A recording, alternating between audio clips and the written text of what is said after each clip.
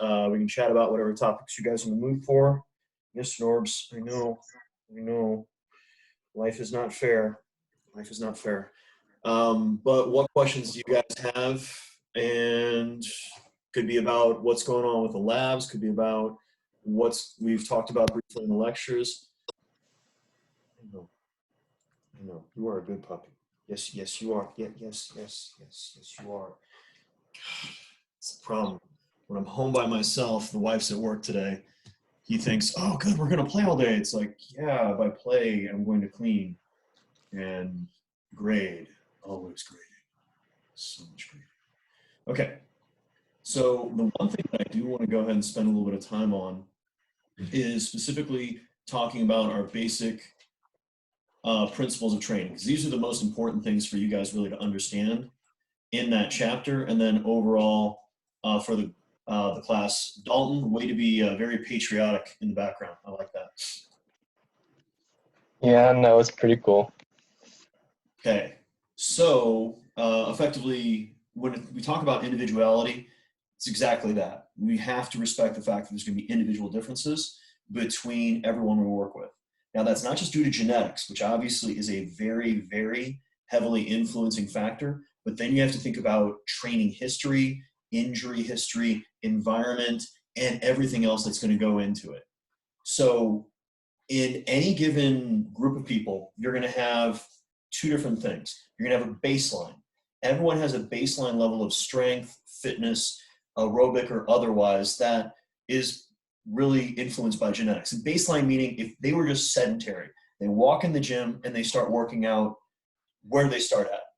Some folks are naturally stronger than others. Some folks have naturally higher aerobic fitness than others. And then same thing with flexibility. Now, the next component that really matters with sport is responders. So you can have a higher baseline than another person, but they have a greater potential to increase themselves over time.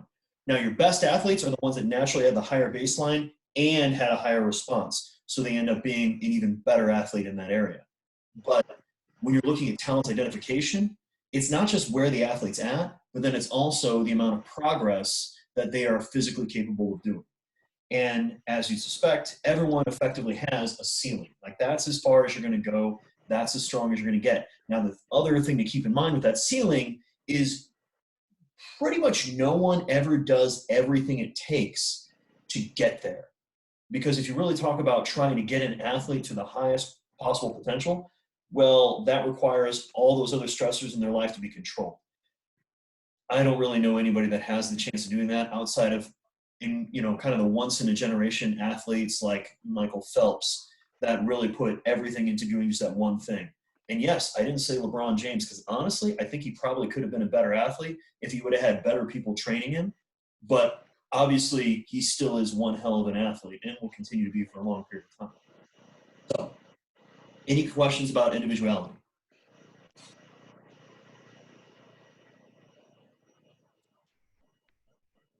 No? I'm just stepping up to the plate and hitting things out of the park. Courtney, do you need to have Parker go somewhere else where he's not bothering you? I've tried. He won't move. It's my house. Called social distancing, folks. 6 feet at all times. This is my household. Really? You pay the mortgage there? Yeah, actually. No. Don't lie. And this is being recorded. You don't want to have that up there on YouTube forever. Okay? You recorded? Yes. The other side of it, guys, aside from individuality, how do you think this influences a training program?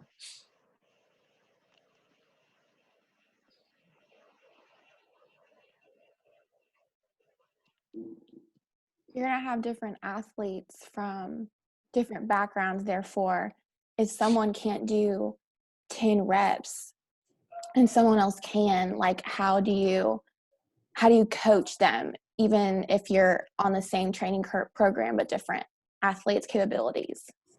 No, I mean, you've been in cardio and weights, so you see how we try to modify things according to the individual. So obviously, if they're not as strong, they start off with a lighter load. If they're stronger, they start off with a heavier load. And then you progress them according to whatever their body allows. And that's a big component because it turns out most training programs, you write the program for the team, or you write the program for the position group. So if you're looking at something like, excuse me, American football, you'd have a program for your skills, so your wide receivers, your defensive backs, a program for your linemen, and those would be effectively your bigs, so offensive and defensive linemen, and then a program for your backs, so running backs, linebackers, and then possibly a slightly different program again for your quarterback. And I mean, who even cares about kickers? So we can just kind of skip them in general. Now, each of them are going to have individual differences within that. So some of them might make more progress on the squats they're training, but make less progress on the power cleans, or make less progress on the bench press. And that's where you need to figure out, what does that individual need? Where is that individual naturally weak? And what can we do to go ahead and modify it? So who do you want me to judge the hell out of? I mean, I can always judge myself. It's really easy. You can do yourself. Thank you. Okay, if you haven't noticed, guys, from all the time that you've seen me walking around as a human, it turns out my body's much like a potato with sticks, okay? Turns out I've never had big arms. I've never had that big of legs. I've just had a big block of a torso. Like, whenever I first started lifting weights, traps showed up, pecs, lats, all that showed up, and I didn't have to worry about stretching out sleeves on any of my clothing. Now, what does that tell you when it comes to me when I do my lifting? I have a mechanical advantage of trying to press anything when I use a wide grip. The problem is, Courtney, can you do a wide grip when you're pressing things overhead for cheerleading? What, you mean girls don't want to be up there in the air like this? No. No. I mean, that's a lot of issues there. So since everything happens to be a much narrower position, because of a lack of tricep strength compared to my shoulders, that's what held me back for a while with my own stunting. Because I had the shoulder strength to do it.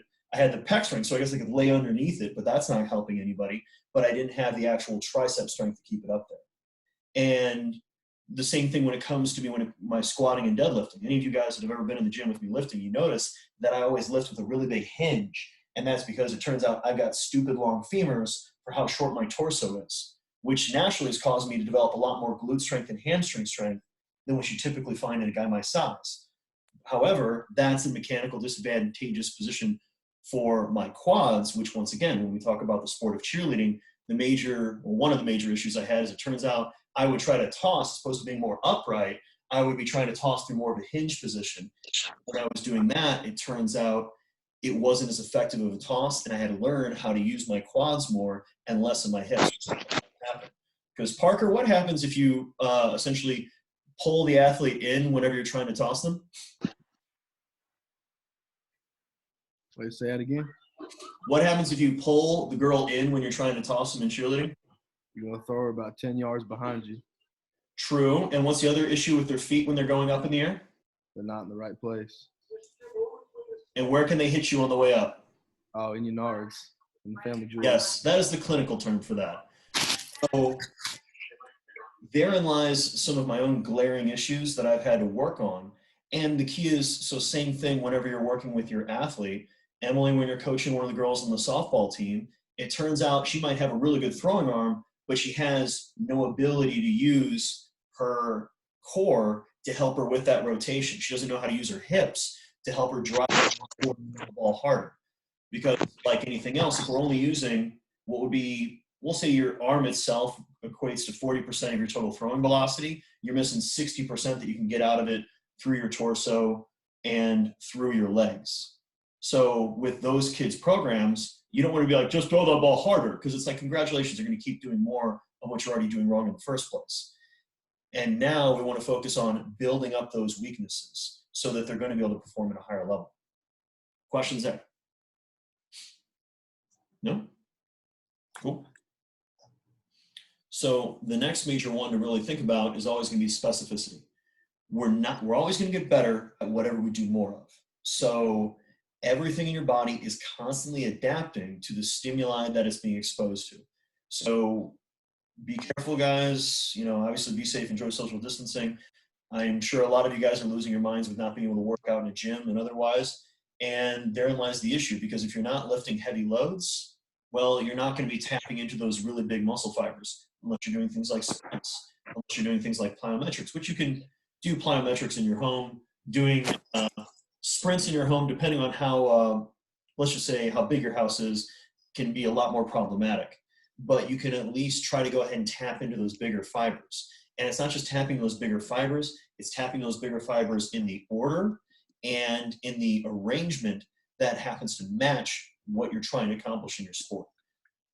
So it's not just about trying to do the movement, it's trying to do the movement as aggressively as you would, which specificity is a really good one, because when it comes to going back to cheerleading, because the reference is really easy, think about the back tuck. Courtney, can you do a backflip slowly? No. Well, you can, it's just how you die, right? Yeah. Now, is doing a bunch of crunches really going to help you get better at doing a backflip? Not really. But if we're doing a lot of aggressive, like hanging leg raises, really trying to hold that ball and pull ourselves up quickly, that might be more specific. And then it's helping train the motor pattern. That's going to be much more similar to what you're going to get when you're doing that actual movement. So we're always under the guise of specificity. But the flip side of it is generalization or generalizability, which is if you have athlete A, athlete B, everything is the same about both these athletes. The key is athlete B is literally twice as strong as athlete A. Who do you think is going to get better at a new sport faster? Athlete B.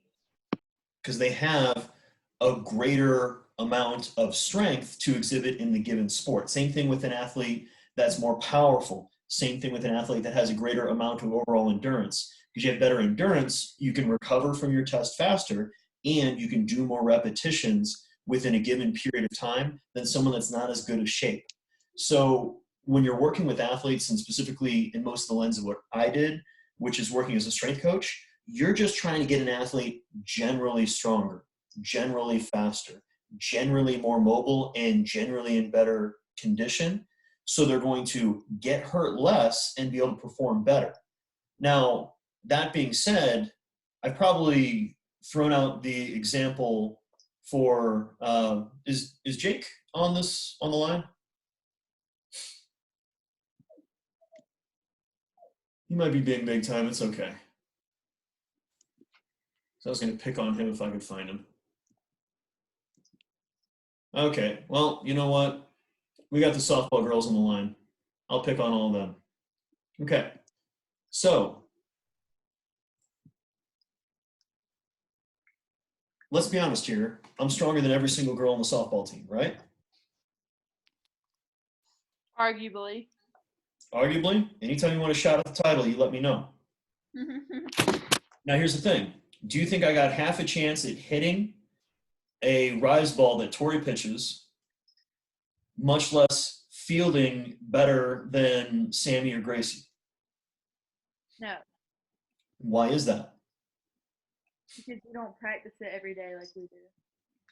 Well, you don't practice it every day anyway right now otherwise, so don't rub that in my face. Hey, I have a big It's true. backyard. You don't know what I'm doing. You're right. And you know what? I'm very comfortable with not knowing what you're doing.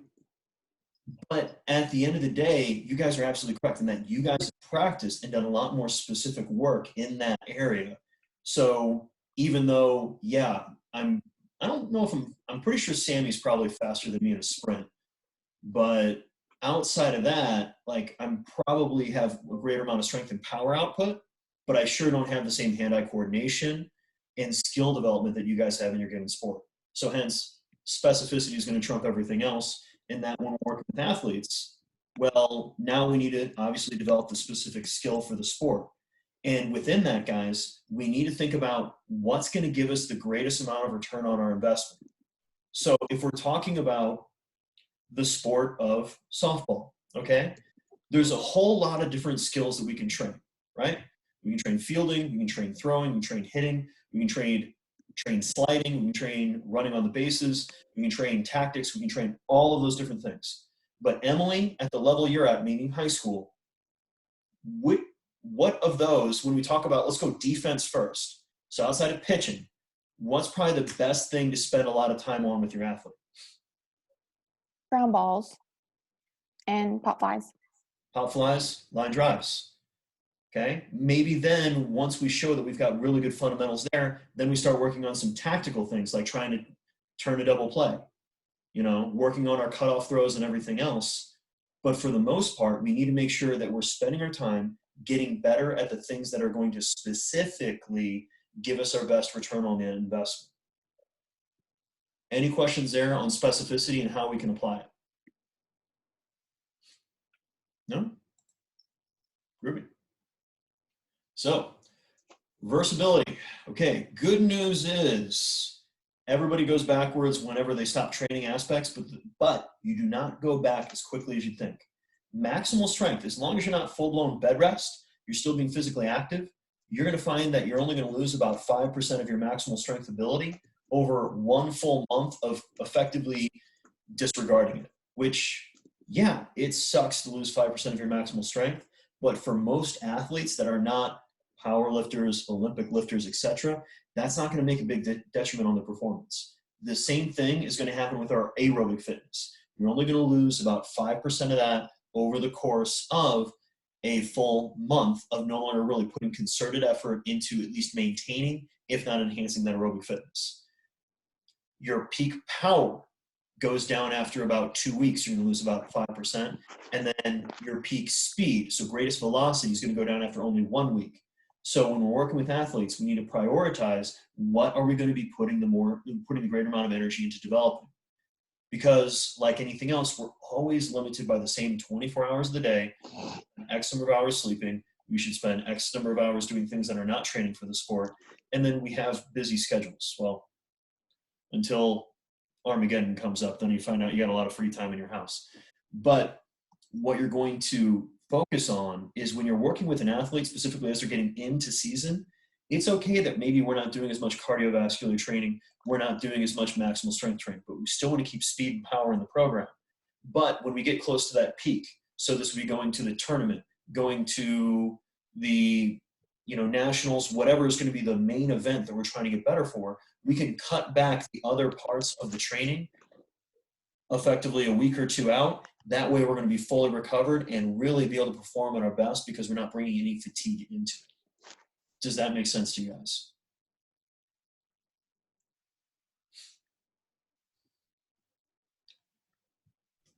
Well, I'm going to go with yes because nobody's talking. Okay. The next factor in every single program should be some form of overload. We have to be making the program harder over time in one way, shape, or another that's going to allow us to get better.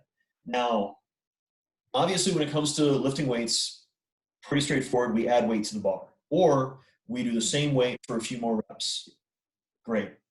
What are some other ways that we can overload somebody's program?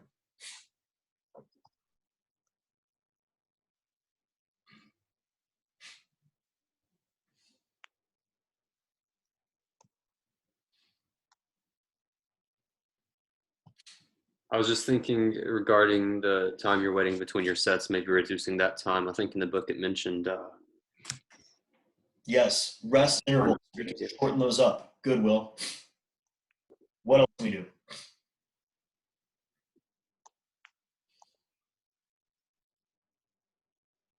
Would you do reps? Now, we already said we could do the same weight for more reps or more weight for the same reps. What would be your other variation on that?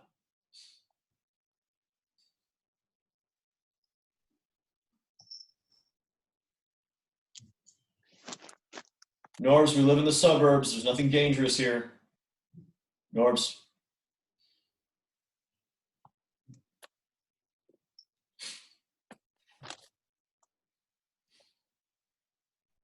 What do you guys think? What would be another way we could do it?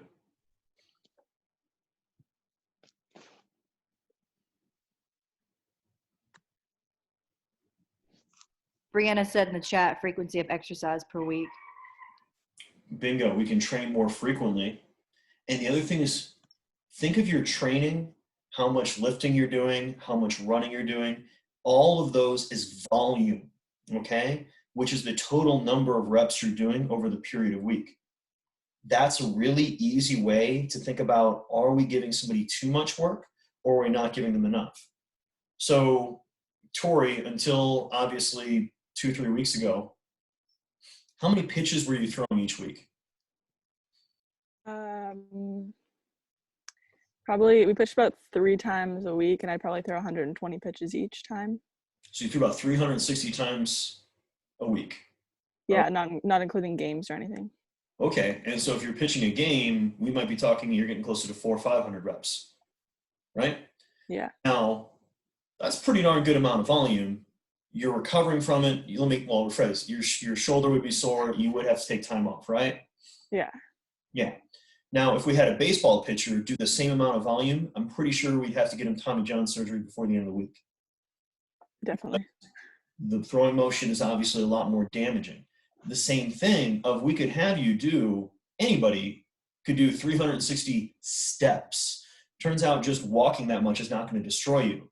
But if I had you do 36,000 steps a day, every day for, however long it took you to fall apart, I'm pretty sure you'd have some issues. Blisters of your feet, tendonitis, stress fracture, something that would show up. So we do want to progress the volume of a program. And that means when you first started pitching, when you guys came back in January, about how, were you pitching over the break or did you take some time off? I pitched over the break, but obviously not the same volume that I would here, like if I was training here.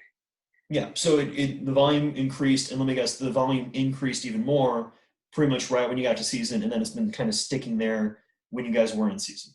Yeah. Bingo. So when we're talking about progressive overload, we do have to keep in mind there's a certain amount of volume the body can recover from, and we're looking for that optimal dosage, and hence when you're in season, well, you need to be able to throw a whole lot of pitches, especially in the sport of softball. Any questions there on how we can employ and apply progressive overload?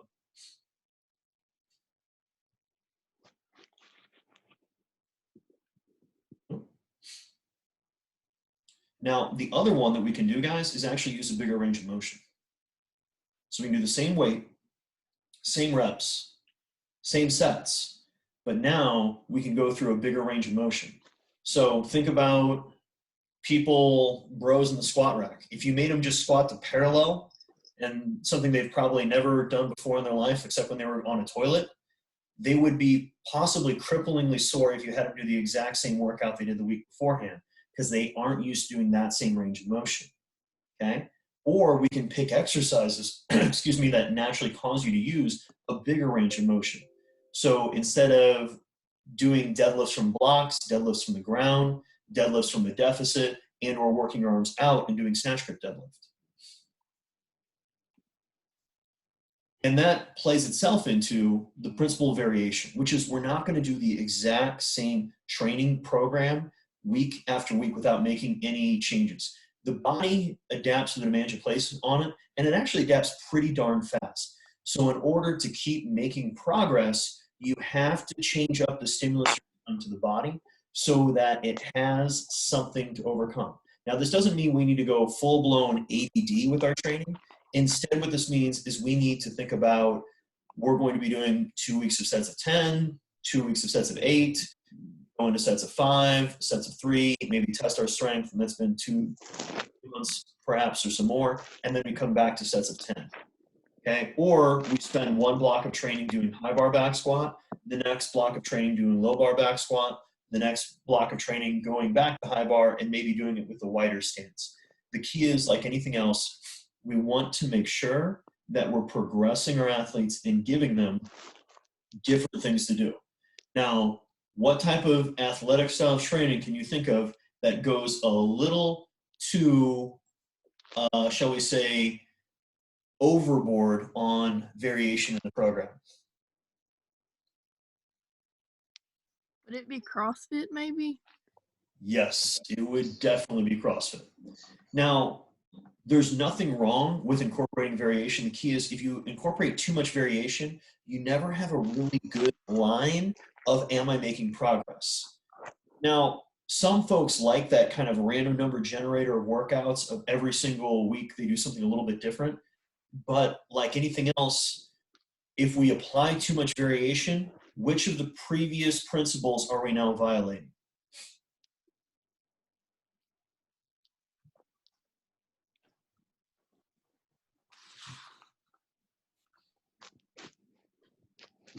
Would there be multiple? I mean, I'm thinking maybe specificity if you're training, different classes, and then also maybe progressive overload. Bingo. So 1, it's really hard to have the progressive overload. 2, specificity. If we're constantly changing everything week after week, the whole muscle confusion, muscles do 2 things. They contract or they relax. That's it. If you can somehow develop a third option, then yeah, they'll be pretty damn confused because that's something they don't do whatsoever. But your muscles are going to get better at the things that you are challenging them to do as specifically to that task as that you are giving to them. So some of the issues that I see is you have a number of athletes that say they don't want to get to be too big, so they don't do a bunch of heavy sets of 5, instead they do a bunch of lighter sets of 10, which is actually bodybuilding. That's actually how you put on muscle mass, because we're doing a lot of volume to increase our total demands on the muscle, which turns out volume is one of the big pushers of muscle size. And go figure, they get bigger and they're not happy about it. Or they say they don't want to get slower, so they don't want to train with heavy weights, which actually would increase their peak force development, which, if you think back to biomechanics, force equals mass times acceleration. If you can produce a greater amount of force and your body mass has stayed the same, congratulations, you're now accelerating faster. But it can be daunting, and there's a number of cognitive biases that unfortunately push us every single day, and one of the biggest ones to be always aware of and wary of is confirmation bias, which is we naturally want to take up more information that tells us we're right, and we're going to disregard information that tells us we're wrong.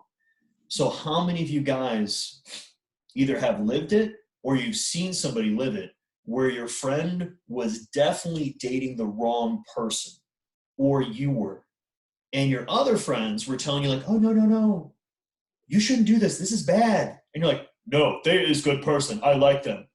They only told me about them twice today, so this is a better relationship. Like, wait, no, that's bad. That's bad. But, go figure, people can overlook the massive number of red flags whenever they're only looking for the information that's telling them that they're right.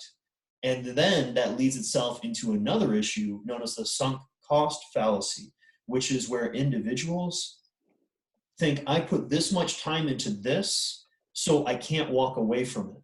And that could be a relationship, that could be a job, that could be a sport, that could be a number of things that aren't actually making you happy anymore, but you're doing it because effectively you're ransoming yourself into staying around because, well, I put in this much, so I might as well keep going. It's really easy to see it when people are losing money at the casinos, where they just keep putting more and more money because it's like, well, I put this much in, I got to earn it back, and they end up going bankrupt. So what questions do you guys have about the application of these principles?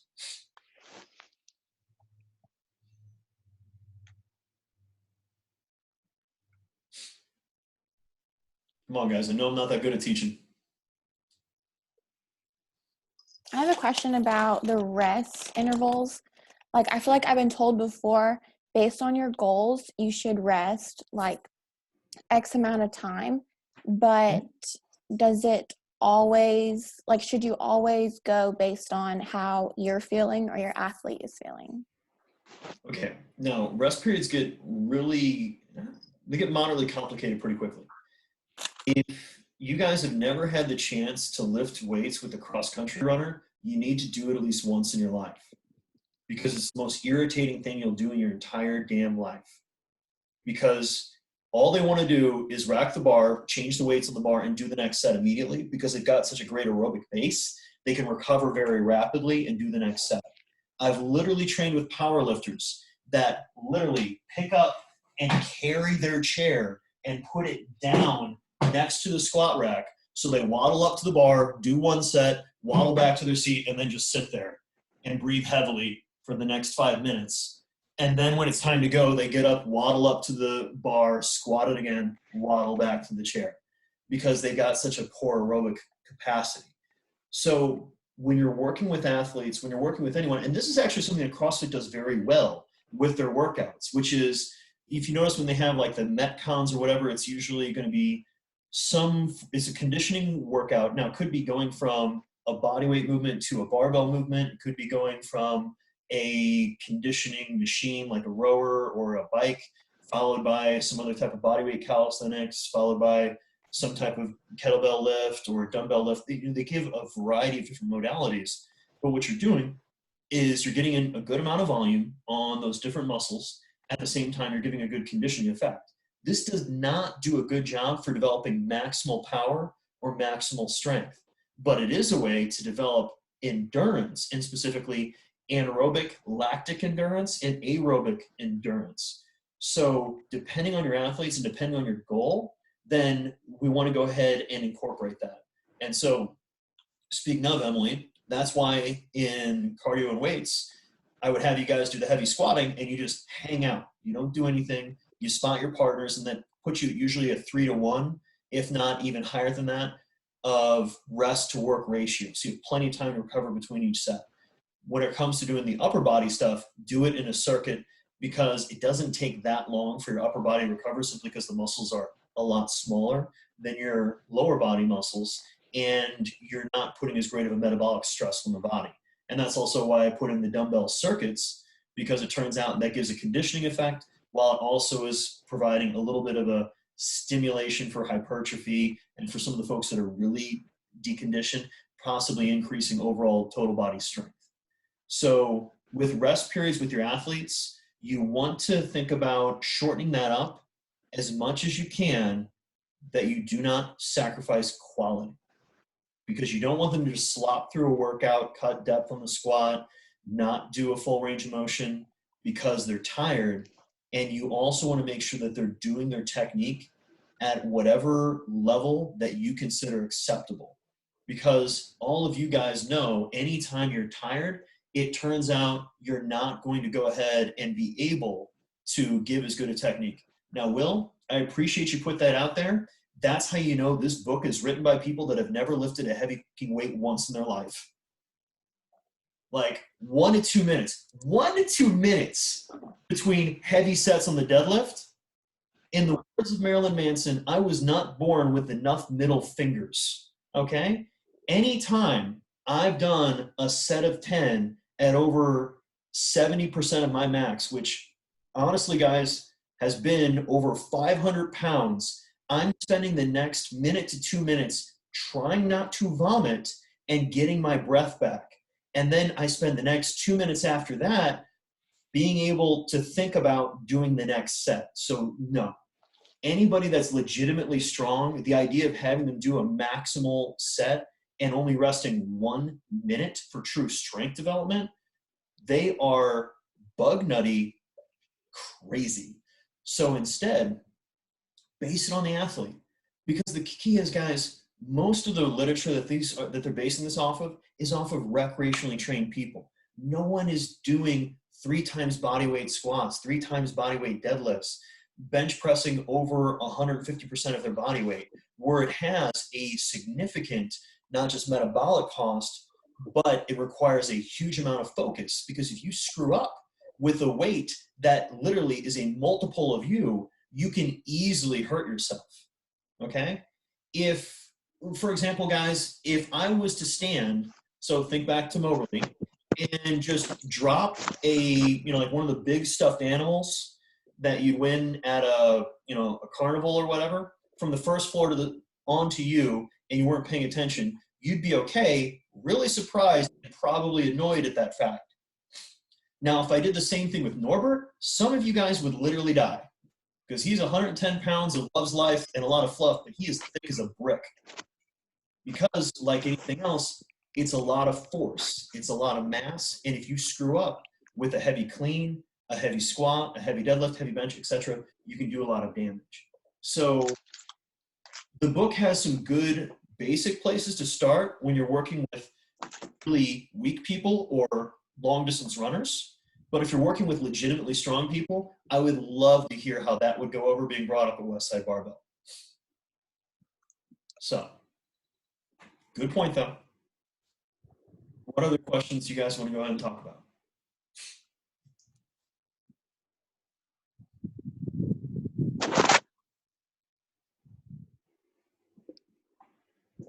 What have I not picked on yet today?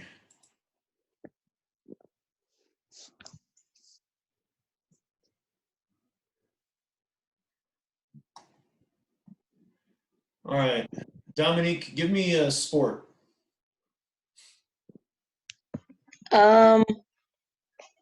Basketball. Okay, how do you play the sport of basketball? I'm only familiar with basketball. Okay, all right, so let's go with basketball. What we got here, guys, is the needs analysis. The first thing we need to do before we get into any writing of a program, we got to figure out what do we need to be able to do. So, turns out the sport of basketball, what muscle groups are you going to need?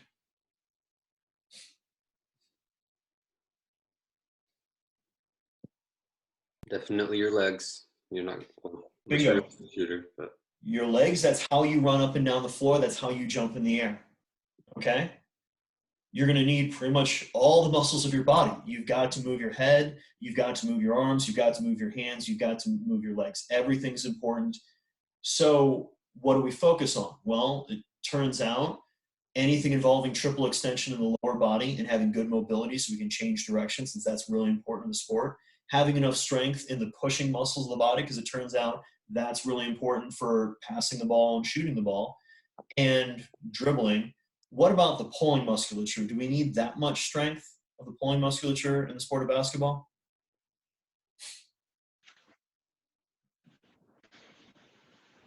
It's not that important. It's more useful for just balance in the upper body, but you're going to need it for rebounding, for trying to pull in a loose ball, things along those lines. And so, types of training. Well, it turns out we're going to be doing probably resistance training, plyometric training, and some form of conditioning. Now, what energy systems are we stressing the most in basketball? We've talked about this earlier.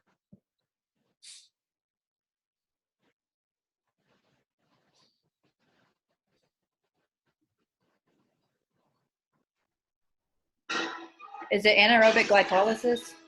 Bingo. Anaerobic glycolysis and aerobic glycolysis are going to be the ones that we're really using for the most part. Remember, beta oxidation and ATP PCR are still going to be featured in there, but they're just not going to be as important. And then the last one we have is injury prevention. So, well, turns out, where do basketball players most frequently get hurt?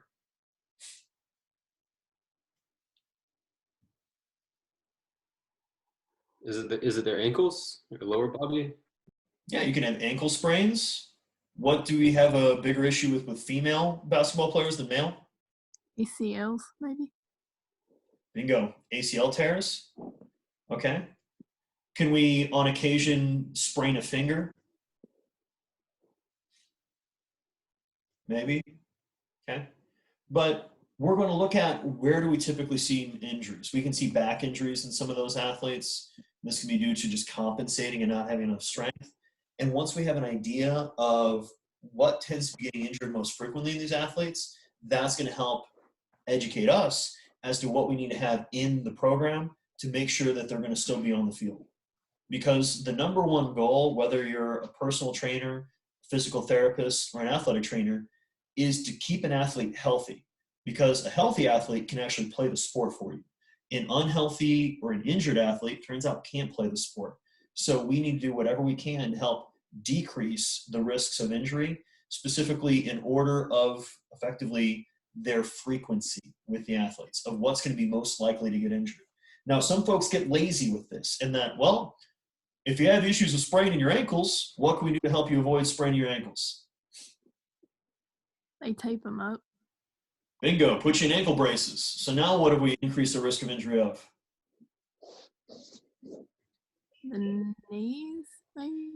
The knees, because it turns out the ankle isn't working. You got the three major joints of the lower body, the hip, the knee, and the ankle.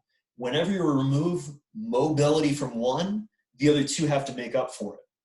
And so it turns out The knee is not meant to be mobile. It's meant to be like the elbow. All it does is extend and flex. Whereas your ankle is where you have a huge amount of degrees of freedom along with your hip. And if we are compensating because we aren't able to get this range of motion in there or there, the knee is what's going to take the brunt of those problems. So we want to make sure the muscles that control the hip, the muscles that control the ankle, are able to appropriately stabilize and organize where the knee is going to be producing, or the ankle is producing the force, so we're not going to risk tearing things like an ACL. Does that make sense? Now, within that, well, the needs analysis, that's going to come down to the type of athlete you're working with, and that's where I like something known as a radar plot, which is you got to figure who you're working with. So let's go back to picking on Sam, because it's a lot of fun. Okay, Sam, you there? Yeah. There's the enthusiasm we all know. Okay. Now, Sam, if you're going to have to go play basketball next week as a forward, what's the major thing you're missing? Probably endurance or height. Well, height would be the first one that comes to mind, and unfortunately, we can't really train that. But you're absolutely correct. Are you strong enough to play collegiate basketball? I mean, my sister did, so I think I could do it There you go. Okay. Are you mean enough to play college basketball? for sure. I agree. But the biggest issue that you probably have with trying to play basketball is, you're right, the conditioning side. You're not used to having to run up and down the court. Yes, the hand-eye coordination and everything else, but you know you're strong enough, you know you're powerful enough, and you know you're mobile enough to go ahead and play basketball. The big key when we're talking about training in a gym is just getting that conditioning level up. Mm-hmm. Does that make sense? Whereas if we work on Tori, who has enough height, what would be the issue that we try to work on with her? I don't know, endurance. I don't running and stuff. You're used to throwing the ball, but you're not used to having to jog back and forth when you're throwing the ball. So Yeah. same thing, conditioning probably isn't where it needs to be. And let's be honest, you need to get stronger. Oh yeah. Okay. But that's all we're looking at, is look at our athletes, figure out based on their needs analysis, both for the sport and where they're at, what we need to focus on. Because I use the example of taking two people that are already athletes and plugging them into that sport. Now, if I was to take somebody like Abby Rank, I don't know if she's on, but I know she's a long distance runner, I wouldn't be too worried about her conditioning to play college basketball. I'd be more worried about her muscle mass to protect her joints and protect her body, along with her just general overall strength and power in order to have her up at the level she needs to be. Does that make sense? And so when you're writing a training program, and this is where things are can get tricky, we tend to write for the average kid on your team. So Emily, when you're looking at your softball team, on average, are they too weak? On average, are they too out of shape? On average, are they too slow? On average, are they too inflexible? And then we write that program. Then we'll put in accessory movements, little things for them to do at the end of the workouts, and that's where you start working on their specific weaknesses. And if you're paid and taken care of well enough that you can write a program for each individual person and train them personal training style, then that's how you do it. But if you're a high school strength coach, college strength coach, where you've got 20 to 50 athletes in the gym at the same time, you are going to have one heck of a time trying to run 20 individual programs at the same time, or 50 individual programs at the same time. So hence, figure out what do they all generally need, and then possibly give them all a little bit of different work at the end to focus on their individual weaknesses. Does that make sense to you guys? What other questions would you guys like to talk about when it comes to, this general programming and or how to go ahead and apply this to different groups?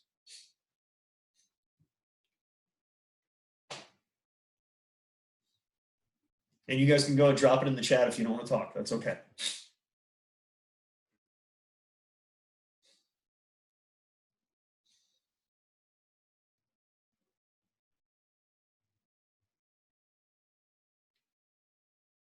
Nothing? You just knocked all this out of the park again? We don't really need to. I think I have one about like the older population, Yeah. if they came from sedentary, is it more wise to just do body weight stuff? And should they stay at body weight, or is it just dependent? Great question. At the end of the day, really everybody should work with body weight until body weight's no longer relevant. And by no longer relevant, meaning they're so strong that it's not really giving them much of a stimulus for them to overcome anymore. So one of the issues, not necessarily issues, it's a nice thing to have, is it turns out once you get to the point where you can bang out a set of 20 push-ups, you probably need to start adding an external load, or that's when you switch over to a incline push-up, meaning you've got your feet on something lower or higher than where your hands are, or you start working on handstand push-ups. Same thing when it comes to doing like a bodyweight low row to eventually doing a pull-up with your own body weight, where you're doing squats, going to pistol squats. But once you've effectively conquered body weight, then we need to add more load. Now, going in the weight room is something that's, sorry I have to use the term, guys, is arguably like sexier. It's like, oh gosh, we get to lift weights. But your average person, they just need to worry about their own body weight. If you have somebody just do a set of 20 of body weight squats, how many people, their legs are going to be burning, their lungs are going to be burning, they're going to have a heck of a time just sitting down and standing up that many times without taking a break. So with everybody, start with body weight and then progress forward. But the other thing to keep in mind is some folks, body weight is already too heavy. When you're looking at some of the folks that are very old or very overweight or just very deconditioned, how many folks have you guys seen when they stand up, they need help to get up out of the chair? They need to turn effectively standing up into being a total body movement, okay? Turns out for those folks, we might want to do things like a leg press because we can use a load that's lighter than their own body weight for them to get stronger with and then build them up to just doing a body weight squat. I've literally had 2 different personal training clients. One of them was almost 400 pounds. The other was almost 300. The guy was only my height. The gal was 5'1" and almost 300. And we literally started off with leg press because they could barely sit down and stand up from a chair more than twice, and they were out of breath because it was a maximal effort. And so all we're thinking about is just good old biomechanics when it comes to force. How much force can we produce relative to our own body weight? And if our own body weight is still a challenge, then by all means, let's go ahead and just have them work on that. In fact, it's one of the things that always makes me laugh whenever I'm in the rec center is you'll see on occasion the person that's like on the Smith machine doing calf raises with the bar with like a 30 or 45 on each side. And they're doing it with both feet at the same time. What's the problem with them doing calf raises with 135 on their back?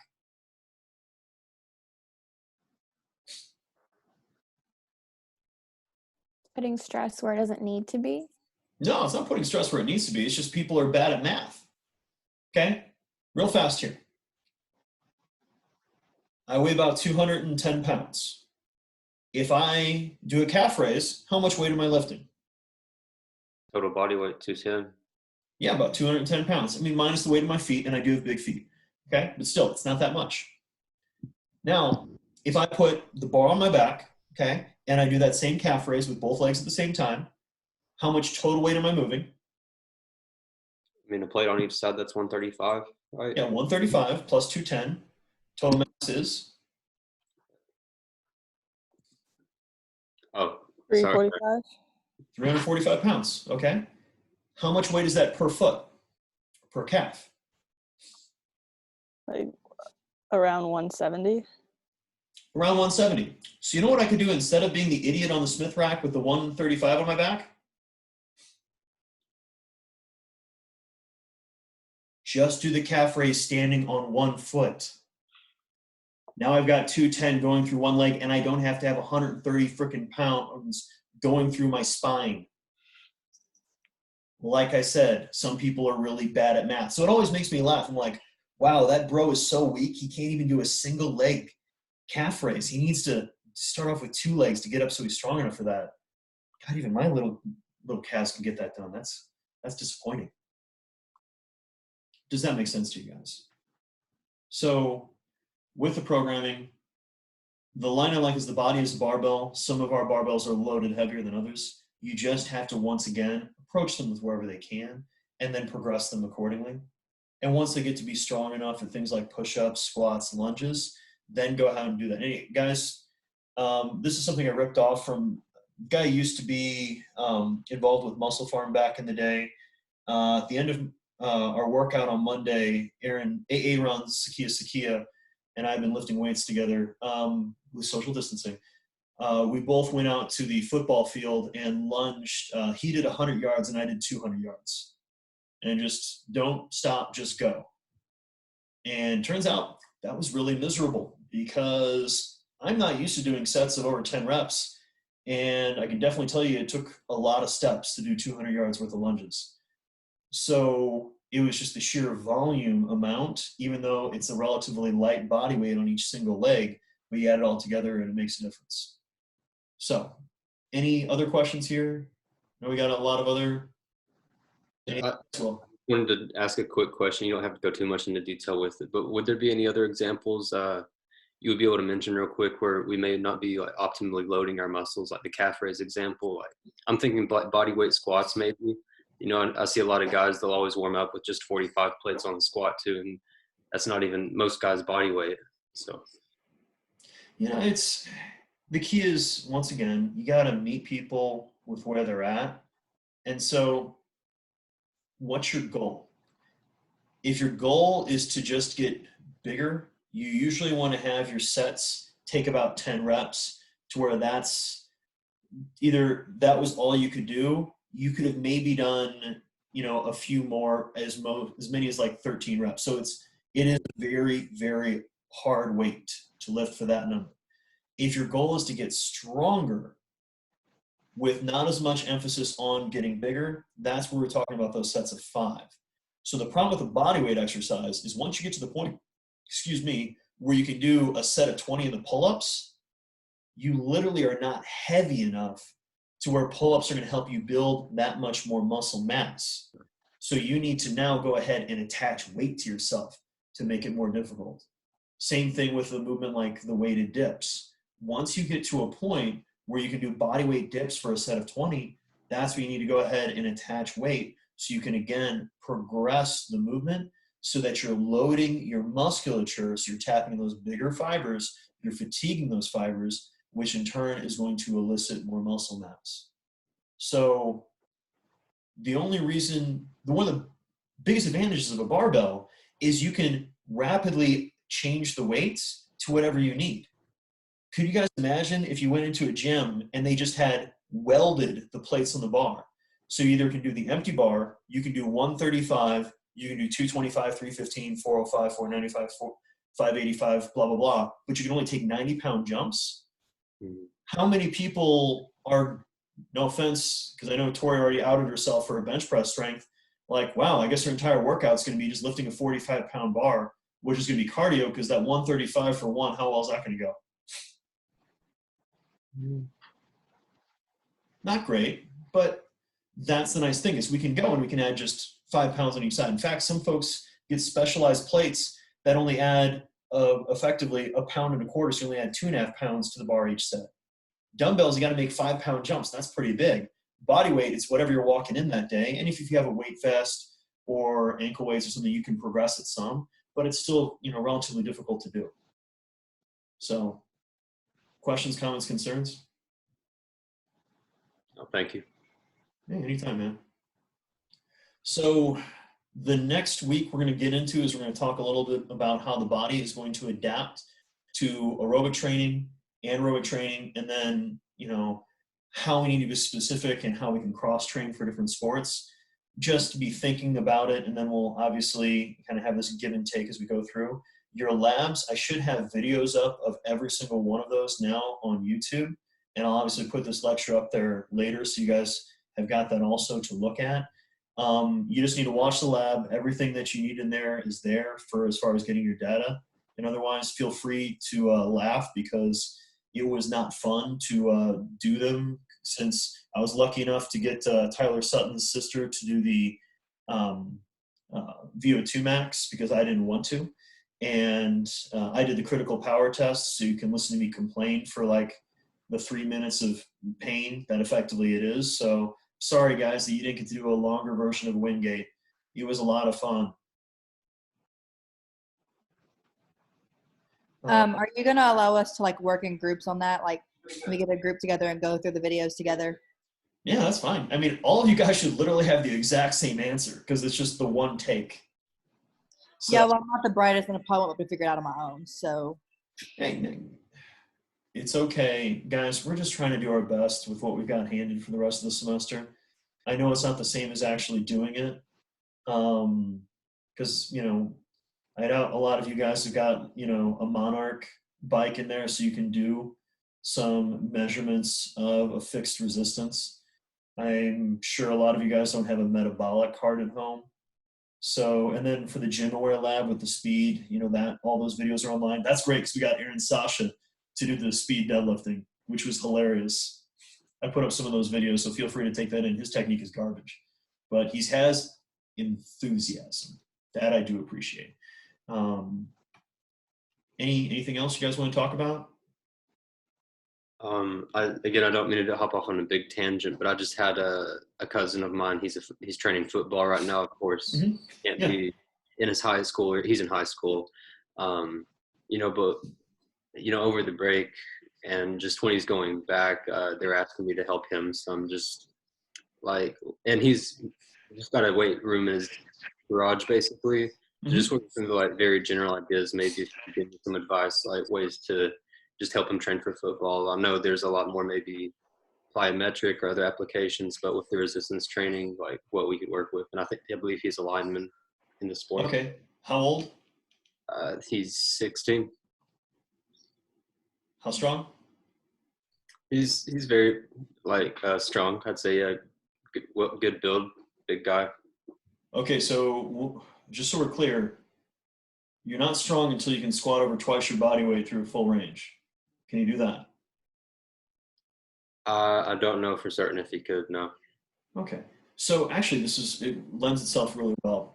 This is actually originally, first time I saw it was from Joe Ken, but this is the paradigm that I like to work from with athletes when you have the true low and slow approach, which is you first start off with making sure that they've got appropriate movement mechanics. They can squat well, they can hinge well, they can press well, they can pull well, they can jump well, cut, run, sprint, etc. Now, once we've got that, it's kind of tier 0. The next thing is making them big enough to play their sport. So is he currently rocked up 300 pounds? No, I'd say he's closer to probably 170, 180. He's not a block of muscle, but he's definitely a solid build nonetheless. He's 180 pounds and he's a lineman? I believe so. I don't know exactly. I'm not a football master, but no, it's okay. It's okay. And he's still in high school. He still has a lot to grow. The key is, notice he's probably not the full size you'd want him to be for his position. Maybe he is, but that's something worth looking into. Once you have an idea of how big he needs to be, then we need to figure out how strong does he need to be for his sport. And if he's a lineman, as far as I'm concerned, if you're an offensive lineman, you should be able to bench press 1.5 times your body weight. So, and if he's a lineman, he should weigh 300 pounds, which means he should be able to bench press at least 450. Because that is a strong human that I would be afraid of. 170-pound beanpole, I can pick up and throw your cousin, which I know he's a high schooler, and that would be a very de-baggage thing for me. But for him, he needs to get to be strong enough because he's going to be going up against other 300-pound mammals. So if he can only bench press 200 pounds, and the guy with 300, his arms will fail him. He's literally not strong enough to do that. And turns out, if the other guy's 300 pounds, he needs to be able to obviously not just squat his own body weight, but beyond that, because he's pushing off on one leg at points, and he needs to have that force to be able to do so. Then once we've got the strength levels we need, then we look for the power. And if we've got the level of power we're looking for, he's as fast as we want, he's explosive as we want, he can change direction, etc. Then we're just, at that point, we've got ourselves a diamond, we're just polishing it and making sure that he's technically apt in everything. So when you say power, would that just be more, what would be changing necessarily from the strength to the power aspect, like the difference in the resistance training? Yeah, so you're going to be picking movements that emphasize power more, like your Olympic lifts, and or be doing more high speed movements, and you could be using things like accommodating resistance like bands and chains, but you got to earn your way up there. most folks, they try to start with the really, the sexy stuff of, oh, we got bands in the barbell or chains. You see like powerlifters doing some of that stuff. Yeah. First thing you do is just need to get big enough. And that's just sets of 10. Yeah, you're going to throw in sets of 5s and otherwise because you're also going to be building strength while you build muscle mass. And then once he's big enough to do the sport in his role, now let's focus on strength. And then once he's got the strength he needs, let's focus on power. And here's the thing. If you're working with a high school kid, he's not going to finish high school as big and as strong as he needs to be an ultra high level lineman. That's okay. They're kids. They take a long time to develop. So you want to make sure that you're building him up over time to where he needs to be. Don't focus immediately on the power. Don't focus on those other aspects because training for the sport itself is going to work on power. Training in general, doing a lot of physical activity is going to probably help him with conditioning. For now, just focus on getting him big enough. And especially if he hasn't hit puberty yet, he's not on the far end, you're working with a body that's not fully formed. So let's not worry about maxing him out. Let's worry about doing sets of 10, making sure that we've got really good technique, putting muscle mass on, and that way when he becomes a fully mature adult, we can hit the ground running and really push things hard. That's good. Thank you. So, all right, guys. Well, if there's no other questions from you guys, we'll go ahead and call it a day. Thank you guys for making it. Remember, all this stuff's going to be online. It's okay if you miss the lectures. When in doubt, ask me questions, shoot me emails, and I'll try to get back to you guys because I'm just, living the dream on pseudo house arrest and walking around some with Norbs in a few minutes. Hey, Norbs, ready to go for a walk, buddy? Yeah, he's sleeping on the couch. What a bum. All right. Miss you guys. Have a good one, and I will chat with you guys more soon. Bye-bye.